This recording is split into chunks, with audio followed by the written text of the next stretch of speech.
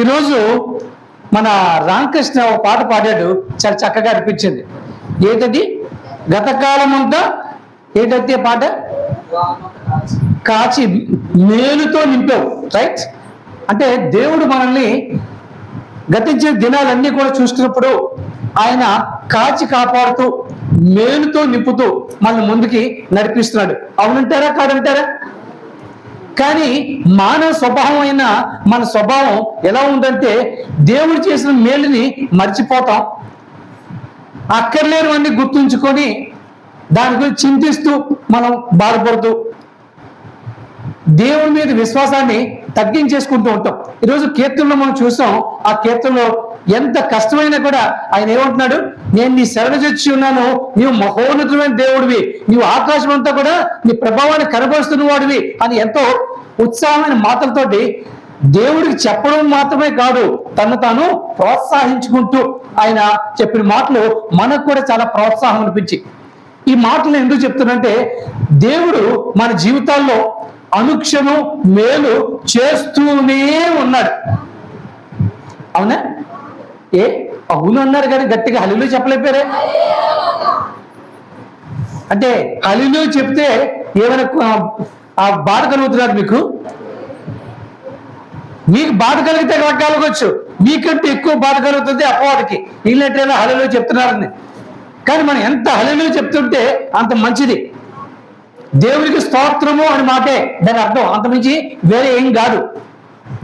దేవుడు మనకి పగలు రాత్రి కాచి కాపాడుతూ మేలు చేస్తూనే ఉన్నాడు. అంతేనా? మన పితరులను చూసుకున్నప్పుడు అరణ్య భూమిలో నడిపించినప్పుడు పగలు అంటే అది మేఘస్తంభం వలను, రాత్రి అగ్నిస్తంభం వలె కాచి కాపాడి అటు చల్లదనానికి ఇటు వెచ్చదనానికి అన్నిటికీ కూడా రక్షించి నడిపించిన సన్నివేశాలు మనం చాలా చూసాం. ఆ రోజు ఎలా నడిపించాడో ఈ రోజు కూడా మనకి మేఘం లేకపోవచ్చు, అగ్ని లేకపోవచ్చు, కానీ అంతకంటే మేలుగా మనల్ని దేవుడు నడిపిస్తూనే ఉన్నాడు. అయినప్పటికీ ఏమన్నాను నేను? ఇప్పటికీ అందరూ కూడా ఏమంటున్నారో తెలుసా? కీర్తనకారుడు చెప్తున్నాడు, నేనంటాం కాదు ఆ మాట. 4వ కీర్తనలో 6వ మాట, మొదటి మాట చూడండమ్మా, ఏమంటున్నాడు? అది చూసారా? ఏమంటాడు? మాకు మేలు చూపువాడు ఎవడని అనేకులు పలుకుతున్నట్ట. ఆ అనేకుల్లో మనం కూడా ఉన్నాం. మనం గొప్ప అనుకోవద్దు. ఏంటి మేలు చేసేవాడు ఎవరని? ఒక పక్క మేలు పొందుకుంటూ కూడా ఇంకా సందేహమే, మాకు మేలు చేసేవాడు ఎవరండి అని. ఇది మాట నేను ఏమైనా అబద్ధమాడానా? లేదుగా. మన అందరి హృదయాల్లో కూడా అటువంటి ఆలోచనలు ఒక్కొక్కసారి వస్తున్నాయి. మాకెవరు మేలు చేసేవాడు ఉన్నారండి? ఇక్కడ సాక్ష్యం చెప్పిన మాటగా చెప్తాం, దేవుడు చేశాడు, దేవుడు చేశాడు, దేవుడు చేశాడు, దేవుడు చేశాడు అని. అలా చెప్పి దేవుడు చేశాడు సాక్ష్యం చెప్పిన మనం అంత ధీటుగా మన జీవితంలో కొనసాగలుగుతున్నాం ముందుకి.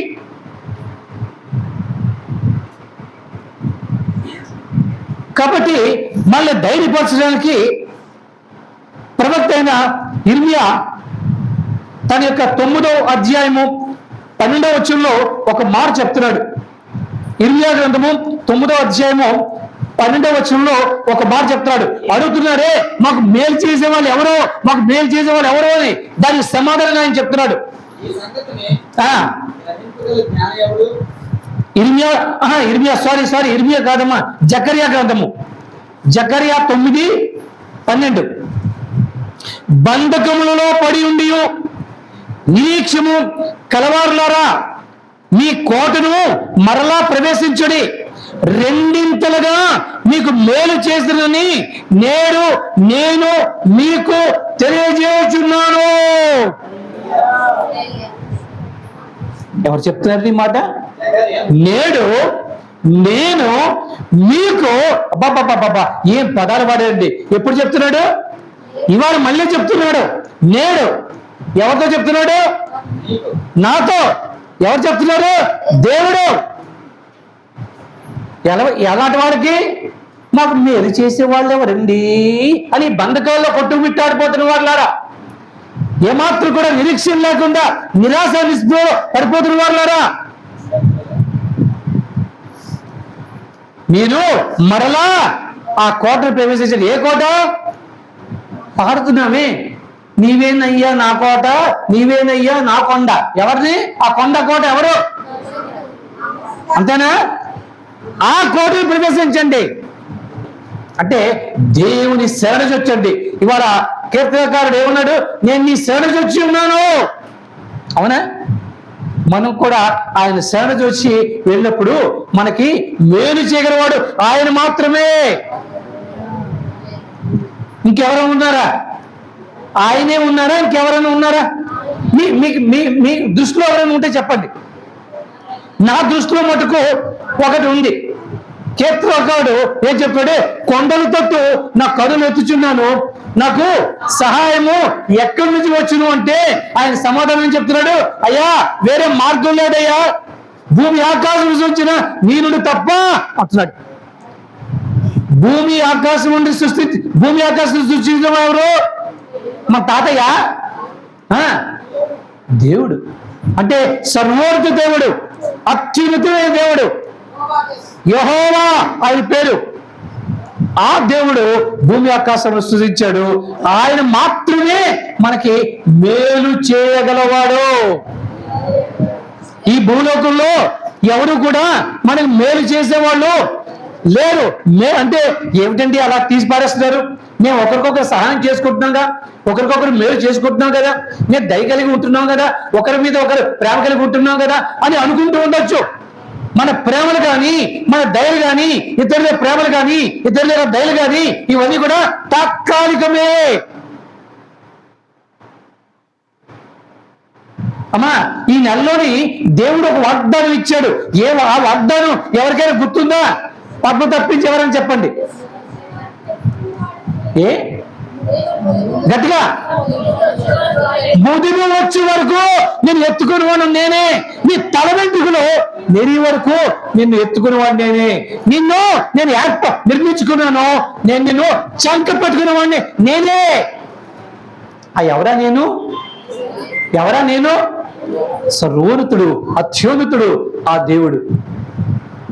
అందుకే అంటున్నాడు, మీరు బంధకంలో ఉండి నిరీక్షణ లేకుండా ఉన్న వాళ్ళరా, ఇదిగో ఈ కోట ప్రవేశించండి,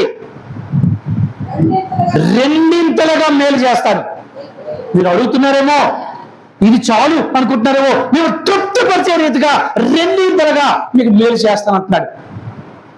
ఆ మేలు ఎలా కనబడుతుందండి? ఆ మేలు ఎలా కనబడుతుంది, ఎలా తెలుసుకోవాలి అనుకున్నప్పుడు అపోస్తలుడు పౌలు రోమీయులకు రాసిన పత్రిక 8వ అధ్యాయము 28వ మాటలో చెప్తూ ఉన్నాడు ఎలాగో అనేది. తాను ప్రేమించిన వారికి, తన సంకల్పం చొప్పున పిలువబడిన వారికి మేలు కలగడికే సమస్తమును కూడా సమకూడి జరుగును.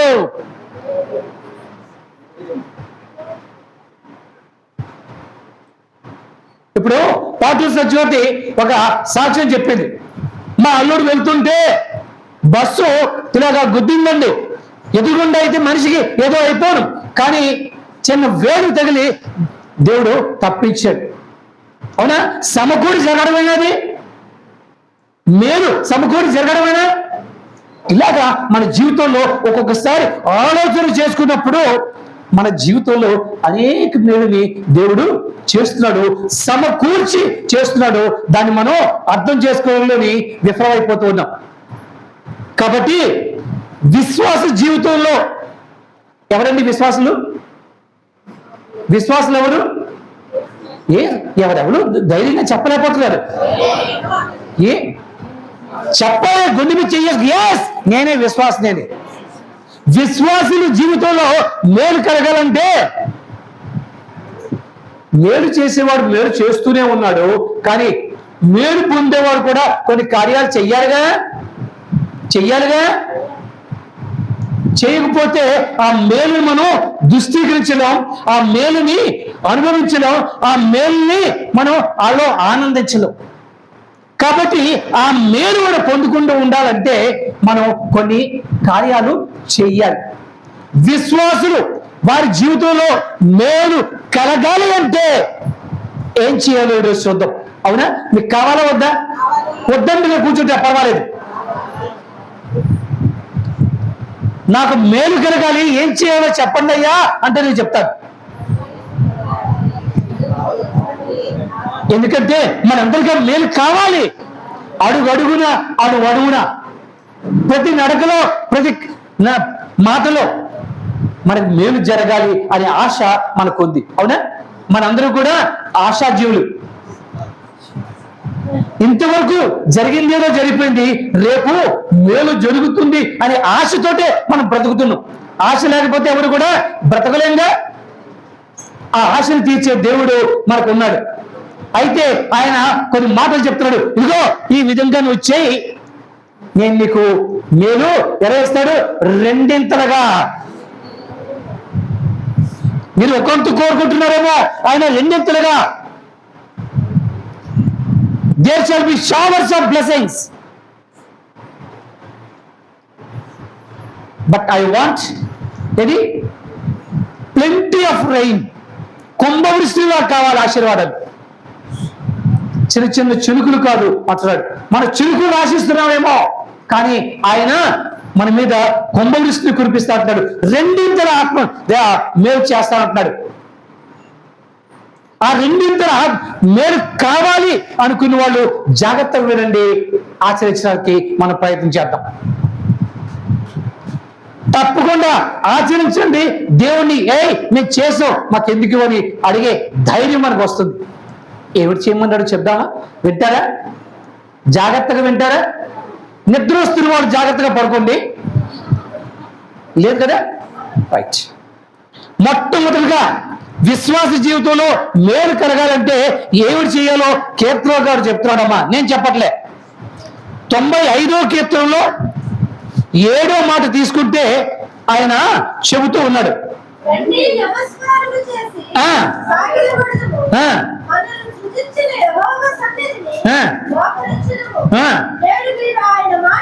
అది గదే ఏమన్నాడు? అది రండి వచ్చేస్తాం, ఆరాధన చేద్దాం, చేసేద్దాం, ఇవన్నీ చేసేస్తున్నాం. చివరికి ఏమన్నాడు? ఆయన మాట వింటే ఎంత మేలు. మేలు ఎక్కడొచ్చింది?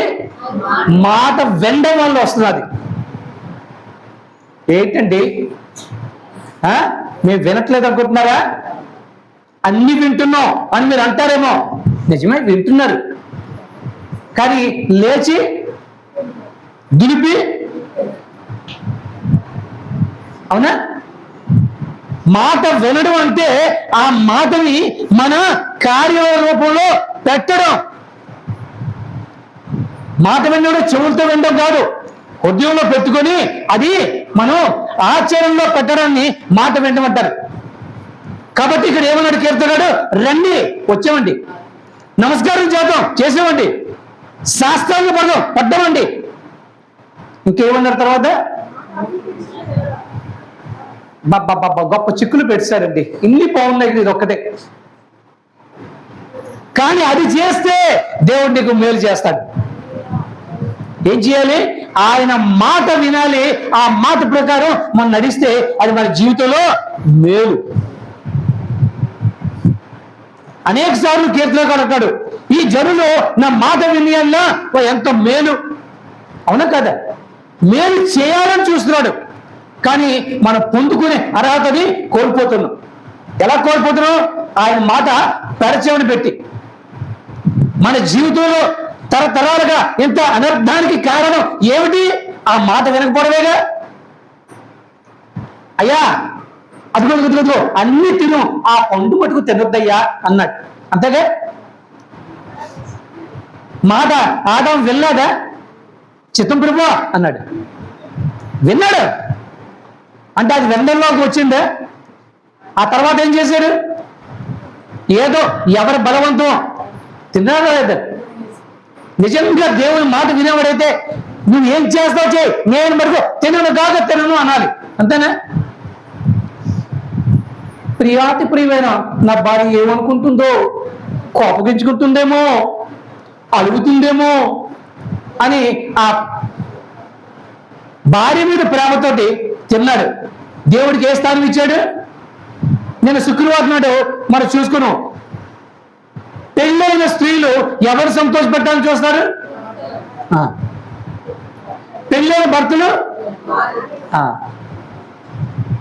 పెళ్లి కాని వాళ్ళు కావాలి కావాలి కావాలి ఆతృతపడతారు.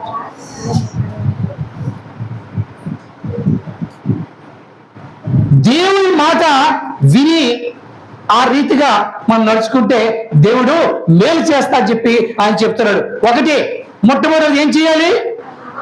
మీరు చెప్పాలి, నేను చెప్పను. మొట్టమొదటి ఏం చేయాలి? వినడం అంటే ఊరుకుంటారు. విని ఆచరించాలని చెప్పండి. విని అది చెప్పండి నాకు. అది చెప్పకుండా మీరు వినమన్నారు కదా మేము వినేసాం అంటే కుదరదు. విని ఆచరించినప్పుడే అది మనకి మేలుకరం. ఓకే, ఇక రెండోది ఏం చేద్దామో చూద్దాం. 118వ కీర్తనలో 8-9 వచనాలు.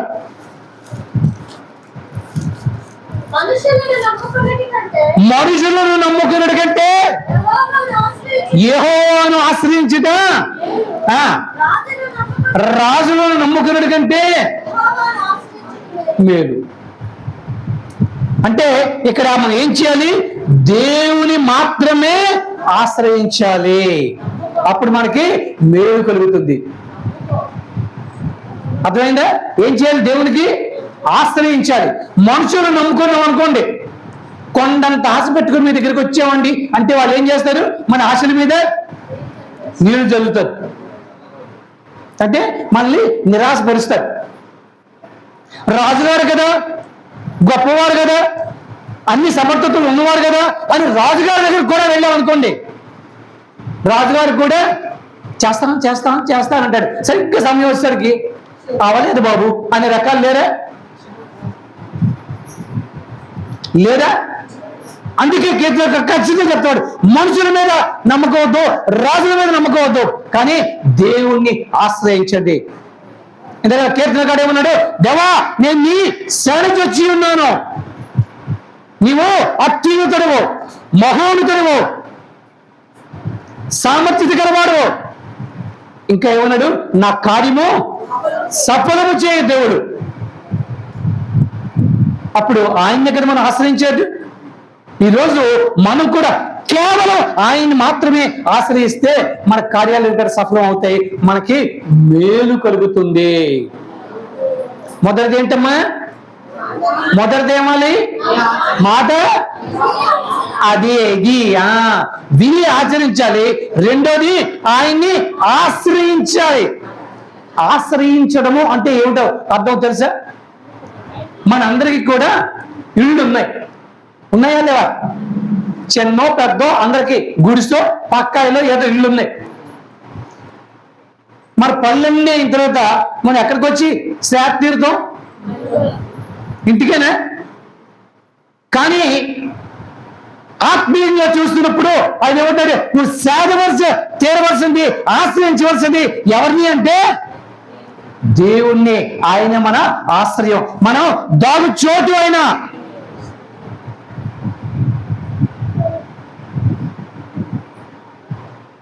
మనల్ని పోషించేవాడు, ఆయన మనల్ని నడిపించేవాడు. ఆయన్ని మాత్రం మనం ఆశ్రయించాలి. ఆయన్ని మీద ఆధారపడితే మనకి మేలు. మనకి కష్టం వచ్చినప్పుడు, నష్టం వచ్చినప్పుడు మనం ఇరుగు పొరుగు వారికి పరిగెడుతున్నాం, అవునా? మొట్టమొదటి పరిగెట్టవలసింది ఎవరి దగ్గరికి? అప్పుడు ఆయన చెప్తాడు నువ్వు ఎక్కడికి వెళ్ళాలో. నీ స్వబుద్ధిని ఆధారం చేసుకోనుక నీ పోటీ నిమిత్తం అప్పుడు ఆయన నీకు త్రోవ సరళం చేయను, అవునా కదా? ఆశ్రయం పొందాలి, ఆయనే మనకి ఆశ్రయం. మొదటిది ఏం చేయాలి? మొదటిది విని ఆచరించాలి. రెండోది ఆశ్రయం పొందాలి. కేవలం ఆయనే మన నమ్మిక, మన భరోసా, ఆధారపడవలసింది కేవలం దేవుని మీదే. దేవుణ్ణి నమ్ముకున్న వారు చెడిపోయినట్టు చరిత్రలో ఎక్కడైనా ఉందా? ఏదో. కాబట్టి దేవుని ఆశ్రయించిన వారికి గొప్ప మేలు. మనం ఆయన మాట విని ఆశ్రయిస్తూ ఆయన్ని ఆశ్రయిస్తున్నప్పుడు దేవుడు మనకి రెండింతల మేలు, ఒకంత కాదు. ఇక మూడోది 125వ కీర్తన 4వ వచనం.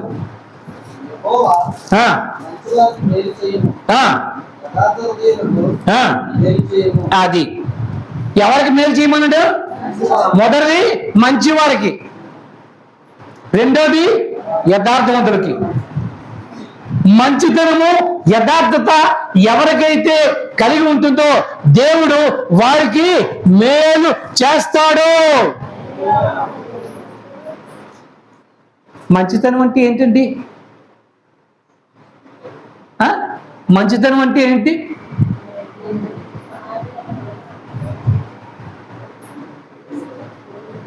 అటు దేవునికి ఇటు మనుషులకి మేలుకరమైనది మంచితనం. అర్థమైందా? అటు దేవునికి ఇటు సాటి మనిషికి మేలుకరమైందే మంచితనం. ఆ రీతిగా అలాగే చేసే పని కూడా యథార్థంగా చేసినప్పుడు మనకి మేలు కలుగుతుంది. ఈ లోకంలో చాలా మంది సేవలు చేస్తున్నారు. ఏం చేస్తున్నారు? మంచి సేవలు చేస్తున్నారు. కానీ ఏ హృదయంతో చేస్తున్నారు అది దేవుడు చూస్తారు. కొంతమంది కపటంతో చేస్తారు, కొంతమంది గొప్ప కోసం చేస్తారు, కొంతమంది పేరు కోసం చేస్తారు, కొంతమంది లాభం కోసం చేస్తారు. అవునా? కానీ ఇక్కడ ఏమంటాడు? యథార్థతతో, యథార్థంగా ఉండాలి, మంచిగా ఉండాలి. ఈ రెండు ఉన్నప్పుడు దేవుడు మేలు చేస్తాడు. అందుకే అంటాడు దేవుని దయ్యందును మనుషుల దయ్యందును కూడా మనం దినదినం కూడా ఏం చేయాలి? వృద్ధి వర్ధిల్లాలి. అంటే నీ తోటి వారి చేత కూడా నువ్వు మంచి అనిపించుకోవాలి.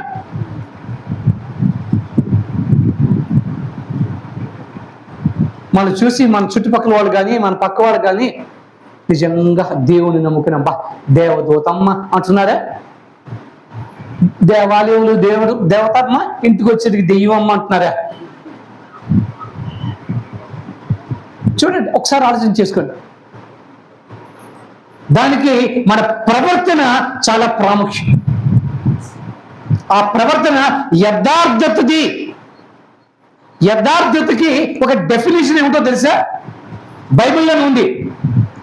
నీ మాట అవునంటే అవును, కాదంటే కాదు అన్నట్టుగా మాట మీద నిలబడదు వాళ్ళు యథార్థులు. ఈ రోజుల్లో మనకి అప్పుడెప్పుడో పాట వచ్చింది, ఆడవారి మాటలకి అర్థాలు వేరేయాలి. కానీ ఈరోజు మనుషుల మాటలకే. ఎందుకంటే ప్రతి వాళ్ళు కూడా ఇద్దరు ఉన్నారు. అవునా? పరిచయుడు అపరిచితుడు అంటే అపరిచితుడు, పరిచితుడు అపరిచితుడు. పరిచితుడు అంటే నాకు తెలిసినవాడు, అపరిచితుడు అందులో దాగున్నవాడు. అవునా కాదా? అంటే మనస్తత్వం, ద్విమనస్తత్వం ప్రతి మనిషిలో కూడా రెండు. అవునా కదా? అది యథార్థత. దాన్ని ఏమన్నాడు యేసు ప్రభు? ఓ వేషధారులారా అన్నాడా లేదా? వేషాలు వేసే వాళ్ళు ఏం చేస్తారు? రంగు వేసుకుంటారు, బయటికి అందరినీ మెప్పిస్తారు. అవునా కదా? మన జీవితంలో కూడా అలాంటి వేషధారంతో ఉందామా? యథార్థతో ఉన్నట్టు ఉందామా? ఎవరైతే యథార్థంగా ఉంటారో దేవుని దృష్టికి వారికి దేవుడు మేలు చేస్తాడు. మేలు కావలసిన వాళ్ళు ఏం చేయాలి? మొదటిది రెండోది ఆయన్ని ఆశ్రయించాలి, మూడోది మంచిగాను యథార్థంగాను ఉన్నప్పుడు మన జీవితంలో మేలు వద్దనకుండా దాని వెంట వస్తూ ఉంటాయి. మనుషులందరి చేత మంచివాడు అనిపించుకోవాలి. దేవుని దృష్టిలో మంచివాడు. మనుషులందరూ కూడా నేను మంచివాడంటే దేవుడు కూడా దాన్ని సర్టిఫై చేస్తాడు.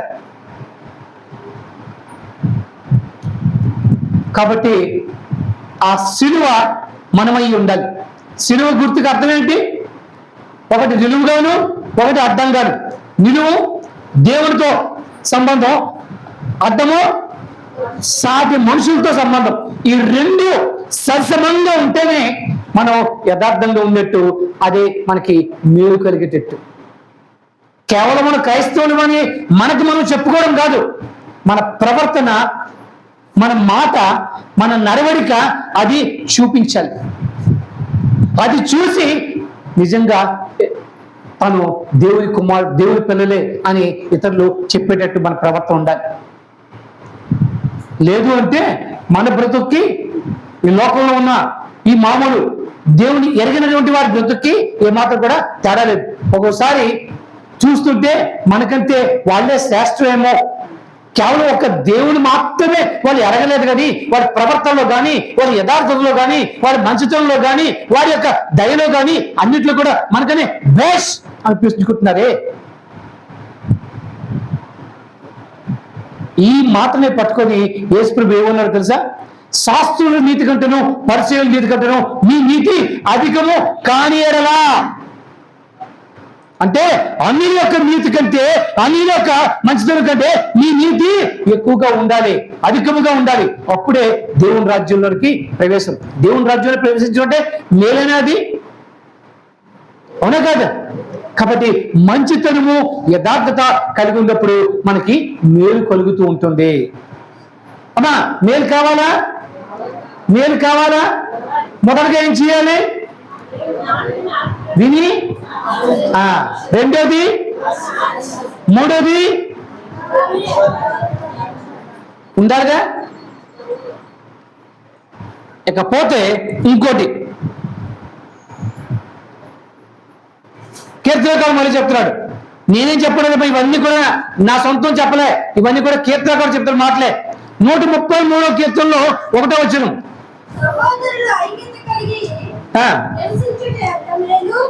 అంతే చాలు. దీన్ని బట్టి మాట చదివేశావు హైమా, నా బాధ్యత కాదండి సహోదరులు, మీరు అని అనుకుంటున్నావేమో. ఇవాళ మహిళా దినోత్సవం, నాకు ఎగ్జామ్స్ వచ్చింది అని అనుకోవద్దు. సహోదరులు ఐక్యతతో ఉంటే ఎంత మేలు, ఎంత మనోహరము. మేలు మనోహరం, అవునా కదా? ఆ మేలు ఏమిటి? చివరి పదంలో చూడండి, అక్కడ శాశ్వత జీవమును ఆశీర్వాదమును ఉండును. అది మేలు. ఎక్కడైతే దేవుని యొక్క ప్రజలందరూ ఐక్యతతో ఉంటారో, సహోదరులు అంటే కేవలం బ్రదర్స్ మాత్రమే కాదు, దేవుని యొక్క పిల్లలు, దేవుని ఎరిగిన పిల్లలు, వారందరూ కూడా ఐక్యతతో. ఐక్యత అంటే ఏమిటండి? ఐక్యత అంటే ఏమిటండి? ఎద్దు ఎండకు లాగడం, దూడ నీడకు లాగడం, అదే కదా ఐక్యత అంటే? అదేనా? అందరూ కూడా ఒకే మాట మీద, ఒకే భావంతో ఉండడం ఐక్యత. వీళ్ళందరూ ఒకే తెల్లటి ముసుగులు వేసుకొని ఐక్యంగా ఉన్నారు అని అనుకుంటే నాది పొరపాటు. ఇది యూనిఫామ్, అవునా కాదు? బా ఎంత ఐక్యత అండి అంటే అది కుదరదు. ఐక్యత బాహ్యానికి కాదు, అంతరంగంలో ఐక్యత ఉండాలి. ఇప్పుడు రాబోయే 3వ ప్రపంచ యుద్ధానికి అటు ఇటు కొన్ని దేశాలు ఐక్యత కలిగి వారికి వీరికి వారు కలుసుకొని చేసే పరిస్థితులు ఏర్పడవచ్చు.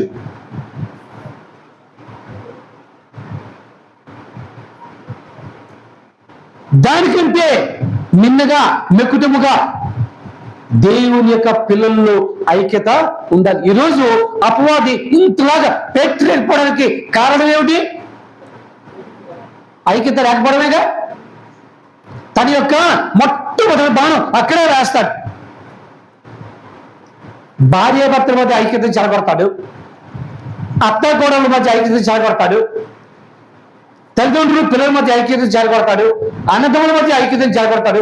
కుటుంబంలో ఐక్యత లేకపోతే సంఘంలో ఐక్యత కూడా వస్తుంది, సంఘంలో ఐక్యత లేకపోతే సమాజంలో ఐక్యత కూడా వస్తుంది. నేరుగా ఆ పునాదంలో బాణం వేస్తున్నాడు, ఐక్యతని చెడగొడుతున్నాడు. అక్కడ నువ్వు ఐక్యత కలిగి ఉన్నట్లయితే ఆ పునాది మీద కట్టే బిల్డింగ్ బ్రహ్మాండంగా ఉంటుంది. కాబట్టి ఐక్యత కలిగి ఉంటే ఎంత మేలు. అవునా? మేలు కలగాలంటే ఏమి ఉండాలి? ఐక్యత.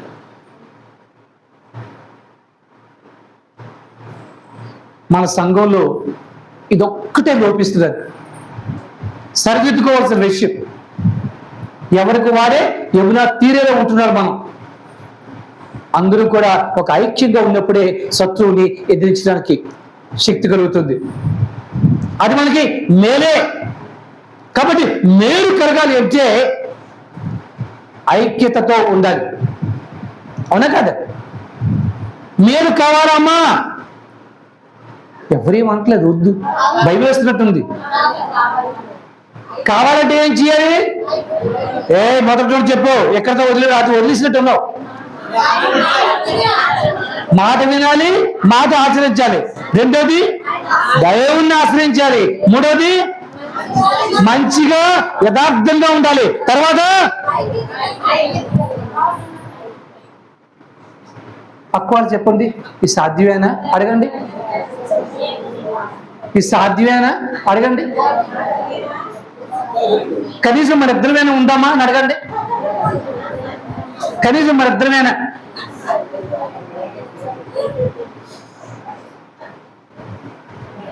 ఇది ఎందుకంటే ఇది మనలో ఫలించాలి. అందుగురించి నేను మీ చేత ఈ విధంగా చెప్పిస్తున్నాను. తర్వాత యోబు గ్రంథానికి వెళ్దాం. 22వ అధ్యాయము 21వ మాట, ఆయనతో సహవాసం చేసిన మీకు సమాధానం కలుగును. అలాగునే ఎవరితో సహవాసం చేయాలి? మాట వినాలి అంటే ఆయనతో సహవాసం చేయాలి, ఆశ్రయించాలి, ఆయన సహవాసం చేయాలి.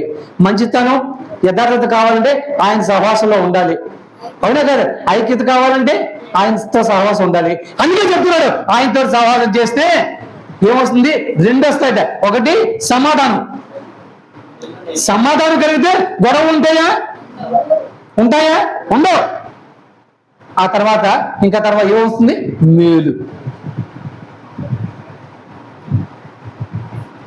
ఆయనతో సహవాసం చేయాలి.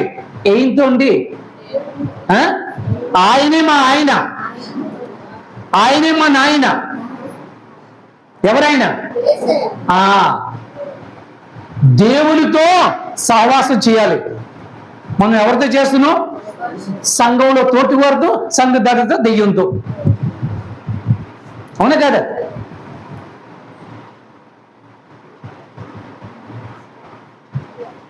ఎక్కడున్నప్పుడు కూడా మనం చేయవలసిన సహవాసం ఎవరితోటి? అప్పుడే మనకి మేలు కలుగుతుంది. దేవునితో సహవాసం వదిలి మా ఇంట్లో చిన్న పెట్టి ఉందండి, దాంతో చేస్తానండి అంటే అవుతుందా? ఏంటి ఆ పెట్టి? ట్రంక్ పెట్టి కదమ్మా, గోడ వేలాడ పెట్టి, టీవీ పెట్టే.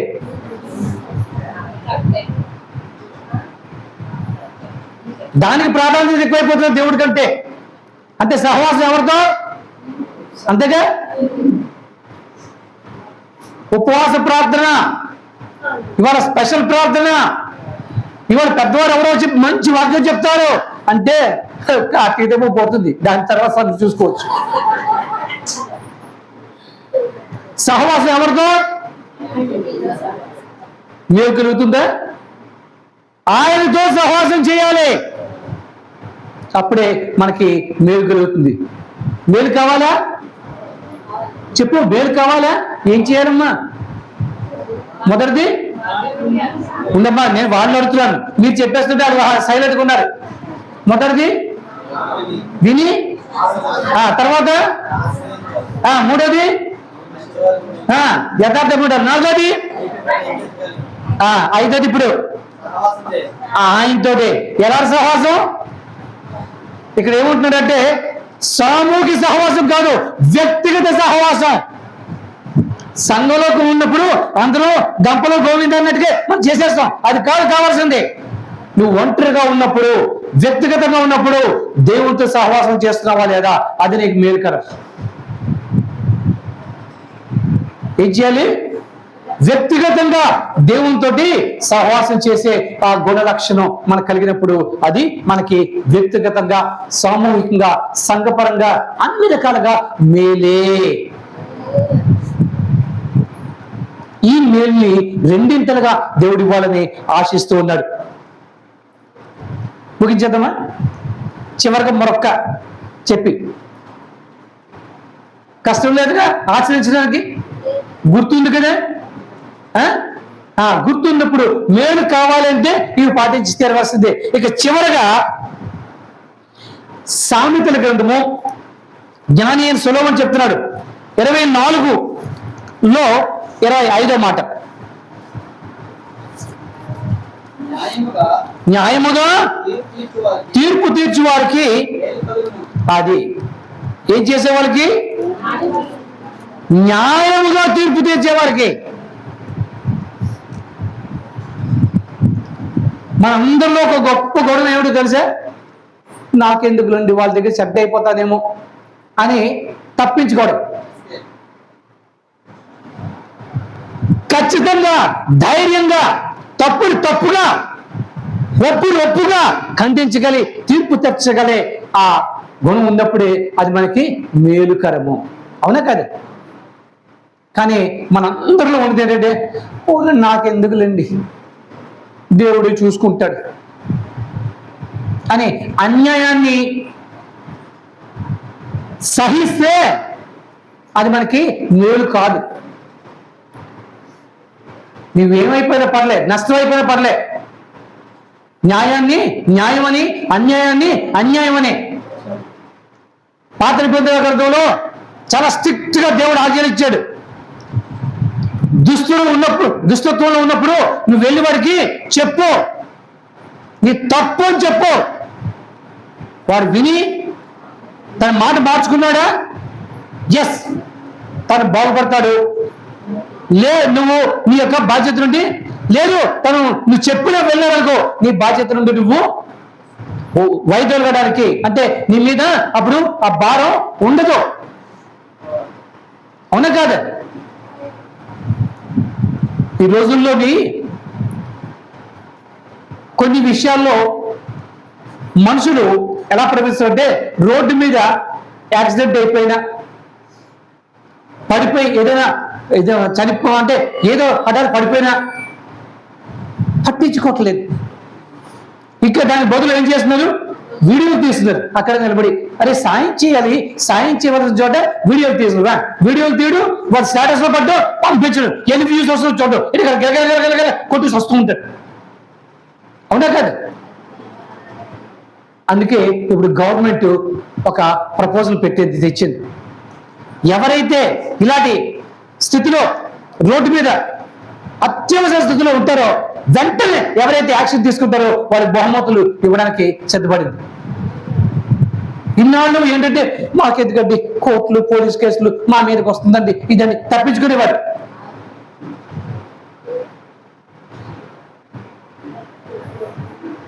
దీనికి సంబంధం ఏమిటండి అంటున్నారు. అంటే సమయం వచ్చింది కాబట్టి నేను చెప్తున్నాను. అక్కడ మనం ఎలా ప్రవర్తించాలి? న్యాయంగా ప్రవర్తించాలా వద్దా? ఒక ప్రాణి నష్టపోతున్నప్పుడు ఇమ్మీడియట్ గా యాక్షన్ తీసుకోవాలి. రేపు పొద్దున నాకే జరిగితే ఆ భావన ఉండాలిగా. ఇద్దరు కొట్టుకుంటున్నప్పుడు కూడా మనకెందుకులే మనం వెళ్ళిపోతాం. అవునా కదా? కానీ న్యాయాన్ని న్యాయంగా, ఈ రోజుల్లో కోర్టుల్లో కూడా న్యాయం దొరకడం కష్టమైపోతుంది. అన్యాయాన్ని న్యాయంగాను, న్యాయాన్ని అన్యాయంగా కూడా మార్చేస్తున్నారు. మేలు జరుగుతుందా? నీ జీవితంలో నీకు తెలిసినట్టుగా నీవు ఆ విధంగా న్యాయార్థంగా మనం ఉన్నట్లయితే మనకి మేలు కలుగుతుంది. ఈ రీతిగా ఉండాలని దేవుడు కోరుకుంటాడు. ఎందుకంటే ప్రతి దేవుని బిడ్డకి, క్రైస్తవుడు అని చెప్పబడే వారికి కొన్ని స్టాండర్డ్స్ ఉండాలి. అవునా కదా? హెల్మెట్ కొంటున్నారు, ఇవాళ రేపు బండి మీద వెళ్ళినప్పుడు హెల్మెట్ కంపల్సరీ. అవునా కదా? ఏదో హెల్మెట్లే అని చెప్పి ఏదో పెట్టించుకొని వెళ్ళిపోతే పోలీసు వాడు ఊరుకుంటున్నాడు. ఏమంటాడు? ISA brand. అవునా కదా?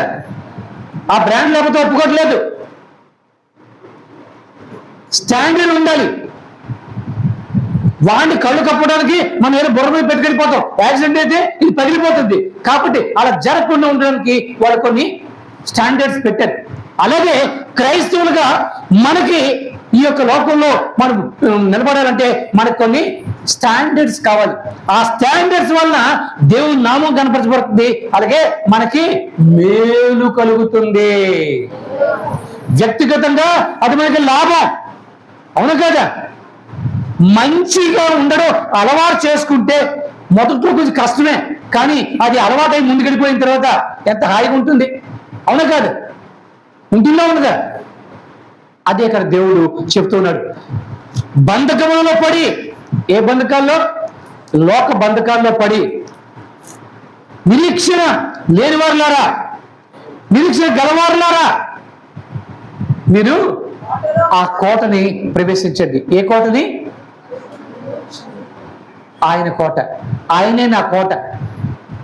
ఆయనలో దగ్గర ప్రవేశించండి. అప్పుడు నేను మీకు రెండింతలు మేలు చేయగలను, చేస్తాను.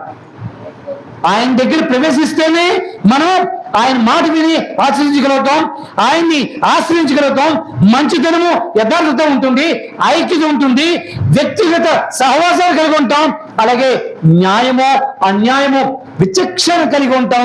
దాన్ని న్యాయం వైపు మనం ఉండగలుగుతాం. ఎందుకంటే దేవుడు చూస్తున్నాడు అనే భయం ఉంటుంది. కాబట్టి ఈ రీతిగా మన క్రైస్తవ జీవితాన్ని మనం నడుపుకుంటే మనకి మేలే. కీర్తన గారు చెప్పినట్టు మనం ధైర్యంగా చెప్పొచ్చు. కీర్తన గారు ఏం చెప్పాడు? కృపాక్షేమములు అదిగది. ఎక్కడ వస్తున్నాయి అవి? కృపాక్షేమములు ఎక్కడి నుండి వస్తున్నాయి? వెనకాడలా నన్ను తరుముకుంటూ వస్తున్నాయి. బ్రతుకు తిరుమలన్నీ కృపాక్షేమములు నన్ను తరుముకొని వస్తున్నాయి. నువ్వెందుకు పరిగెట్టడం వాటి వెనకట్లా? కానీ మనం ఏం చేస్తున్నాం? దాన్ని వెంటాడుతున్నాం. ఆయన నీకు మేలు చేయాలని చెప్పి అంటున్నాడు. నువ్వు మేలు పొందుకోవాలంటే ఇవి చేయి అని చెప్పి ఆయన చెప్తున్నాడు. అందుకే ఇంతకలా ఇర్మియా అని చెప్పానుగా. అవునా? ఆ ఇర్మియాకే వెళ్దామండి. 6:16 ఆయన ఏం చెప్తున్నాడో చూసి మనం ముగించుకోదాం. మార్గములలో నిలిచి చూడడే,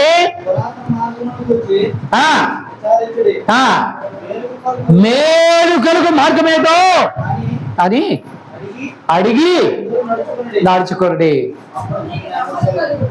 అర్థమైందే? మేలు అంటే మేలు కలగాలంటే ఏ మార్గంలో? ఆయన చూపిన మార్గంలో, ఆయన్ని చేరే మార్గంలో మనం నడవాలి. మనం జంక్షన్లో పడిపోయాం, ఏం చేయాలో తెలియని పరిస్థితుల్లో ఉండిపోయాం. అప్పుడు ఆయన అంటున్నాడు, సరైన మార్గం ఏదో అడిగి తెలుసుకో. ఈరోజు మీకు ఎలాగా మేలు కలిగే విషయం తెలియకపోతే అడిగి తెలుసుకొని ఆ విధంగా ఆచరించడానికి ప్రయత్నం చేయండి, మేలు చేస్తా అని చెప్పి ఆయన చెబుతూ ఉన్నాడు. ఇలా మనం జీవించగలిగితే దేవుడు ఆశించినట్టు మేలు ఆయన రెండింతలుగా ఇస్తాడట. ఎలా ఇస్తాడు? ఏమిస్తాడు? రెండింతల మేలు. రెండింతల మేలుతో ఊరుకోడు, ఆయన బోనస్ కూడా ఇస్తున్నాడు అండి. చూడండి 34 10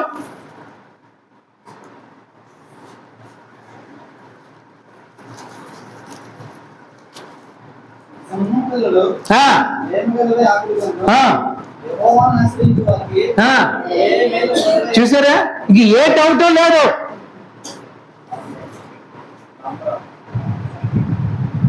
అర్థమైందే? అడవుల సింహాలకైనా ఆకలి ఉంటుందేమో, దేవుని ఆశ్రయించే వారికి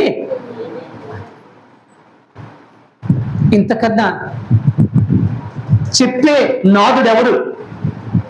ఇంతకన్నా ఆదరించే నాదుడు ఎవరు? ఇంతకన్నా మేలు చేస్తాను మనిషి ఎవరు? చూడండి 107వ కీర్తన 9వ వచనం.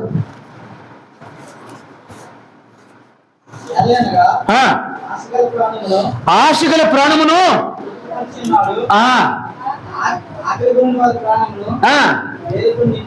అది చూసారా? ఆశే దేవుని నుండి మేలు పొందాలని ఆశ కలిగిన వారి హృదయాలను ఆయన ఏం చేస్తున్నాడు? తృప్తి పరుస్తూ ఉన్నాడు. నిజాయితీగా దేవుని చేత మేలు పొందాలి అని ఆశ కలిగి ఉంటే ఈ ఆశని ఆయన నెరవేర్చగలడు. హల్లెలూయా చెప్పరా?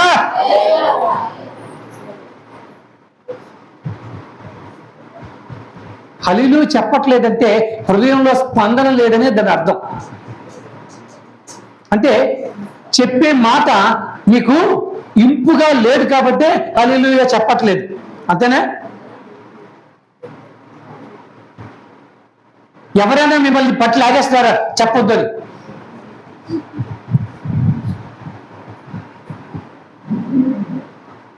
ఆశగల హృదయాల్ని తృప్తిపరిచే దేవుడు ఆయన. అధికమైన మేలుతో ఆయన నిన్ను నడిపిస్తాడు. చివరి మాట. ఓకే, ఇంకా నేను ఎక్కువ తీసుకోను, ఇప్పుడు కొట్టేస్తుంది. ఇక్కడ ఏదో మన ప్రార్థన నా వైపు చూస్తున్నది కోపంగాను. 65వ కీర్తన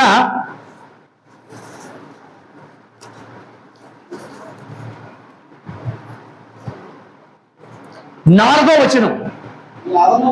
నీ ఆవరణములో నివసించినట్లు నీవు ఏర్పరచుకుని చేర్చుకుని వాడు ధన్యుడు.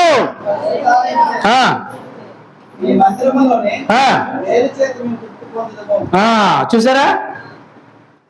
ఆవరణములో ఏర్పరచుకొని చేర్చుకుని వాడు. ఎవరు ఏర్పరచుకోవాలి?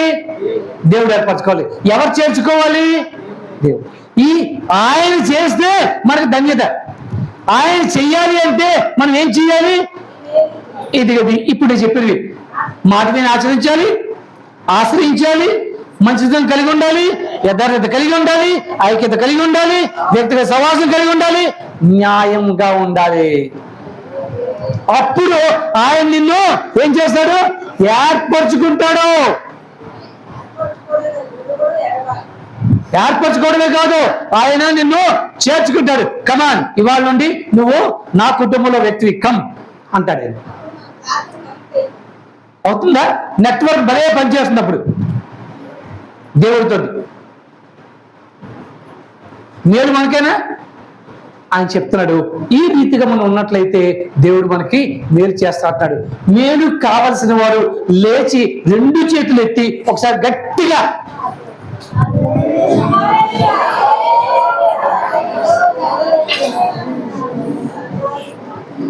ఒకసారి